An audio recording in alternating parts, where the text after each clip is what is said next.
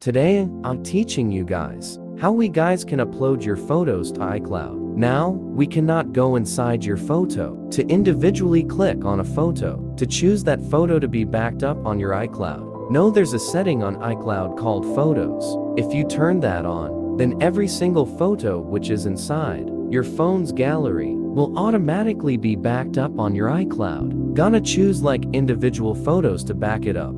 All the photos will be backed up automatically, alright.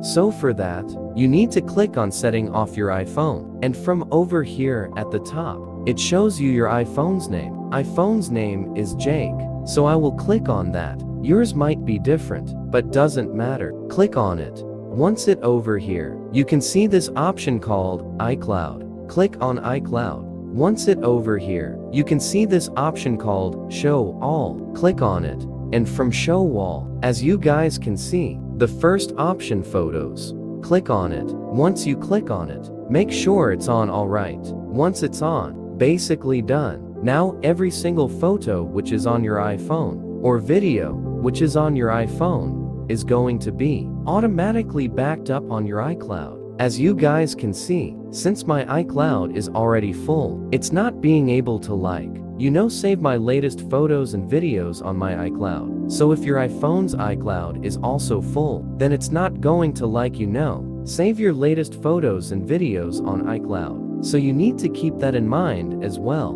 Alright, because if your iCloud is already full, and the only thing you can do is buy more storage, and they have like a $0.99 monthly subscription to increase your storage. So you can buy that subscription as well if you want to. So yeah, that's basically how you guys can upload your photos to iCloud by turning this setting on. Now, all of my photos will automatically be backed up. Hope you understand. Hit the subscribe to our channel. See you guys next time. And you can also do this. Just comment photos and click on resume syncing. Click on resume syncing and all of your latest photos and video will be started to be synced on iCloud, alright.